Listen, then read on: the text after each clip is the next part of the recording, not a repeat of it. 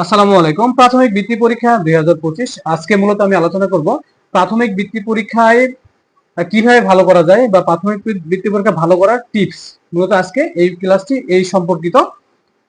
তো এই টিপস গুলো ফলো করলে ইনশাআল্লাহ একটি স্টুডেন্ট যদি কারো গাইডলাইনে থাকে তাহলে এই টিপস গুলো ফলো করলে সে ইনশাআল্লাহ 100% বৃত্তি পাবে, সে যদি ঠিকমতো পড়াশোনা করে তাহলে। গাইড এবং সঠিক যে গাইডলাইন, প্রপার যে গাইডলাইন সেটা দিতে হবে।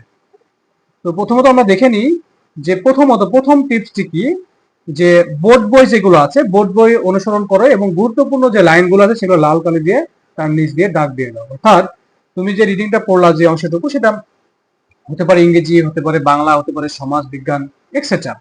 তো এই যে সাবজেক্টে তুমি যে লাইনটা পড়বা যে লাইনটা পড়বা ওই লাইনটা যেটা গুরুত্বপূর্ণ যে অংশটুকু সেই অংশটুকু কিন্তু অবশ্যই লাল কালি দিয়ে নিচে আন্ডারলাইন করবা, যেহেতু পরবর্তীতে তোমার সমস্যা না হয় এটা বুঝতে।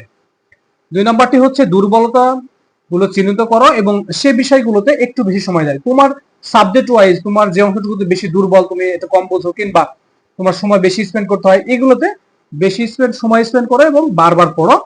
তৃতীয়ত হচ্ছে যে হাতের লেখা সুন্দর ও দ্রুত করতে প্রতিদিন নির্দিষ্টভাবে 1 থেকে 2 পৃষ্ঠা বা তারও বেশি লেখার চর্চা করো। অর্থাৎ হাতের লেখার যে স্পিড, হাতের লেখার যে ধরন অর্থাৎ সুন্দর হতে হবে, এক কথা সুন্দর এবং স্পষ্ট। এর জন্য তোমাকে কিন্তু নির্দিষ্টভাবে 1 থেকে 2 পেজ এরকম প্রতিদিন এই প্র্যাকটিস কিন্তু চালিয়ে যেতে হবে। তারপরে দেখো যে সাপ্তাহিক পড়ার উপর নির্ভর করে প্রাথমিক বৃত্তি পরীক্ষার মানের মডেল টেস্ট পরীক্ষা অংশগ্রহণ করো। সেটা হতে পারে তুমি বাড়িতে ঘরোয়াভাবে করলা, স্কুলে করলা, বা গার্ডিয়ান কিংবা তোমার যে হোম টিউটর আছে তাদের সাহায্য নিয়ে করলা, করতে পারো। ঠিক আছে।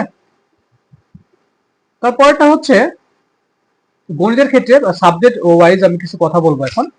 যে গণিতের ক্ষেত্রে নিয়মিত অনুশীলন করো যাতে দক্ষতা বাড়ে এবং ভুলের মাত্রা কমে যায়। গণিত বিষয়টা নিয়ে কথা বলতে চাচ্ছি, সেটা হচ্ছে দেখো গণিত কিন্তু চোখে দেখলে মনে হয় যে আমি এটা পারবো, বাট তুমি যখন এক্সাম হলে বসবা, তুমি যখন ওখানে মিস্টেক করবা, ভুল হবে, তুমি কোথায় আটকে যেতে পারো। এর জন্য অঙ্ক যত বেশি করবা, খাতায় যত বেশি করবা, তাহলে তোমার দক্ষতা তত বৃদ্ধি পাবে।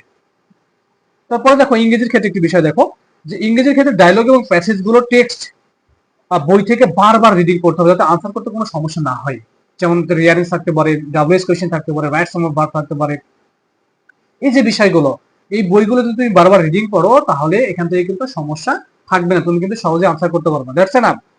পরেরটা দেখো যে বাংলার ক্ষেত্রে কবি পরিচিতি, পাঠ পরিচিতি, এই যেগুলো বা মূল ভাব যেটা আছে সেটা ভালো করে পড়তে হবে, এমনকি মুখস্থ করতে হতে পারে, যেগুলো সবথেকে বেশি গুরুত্বপূর্ণ।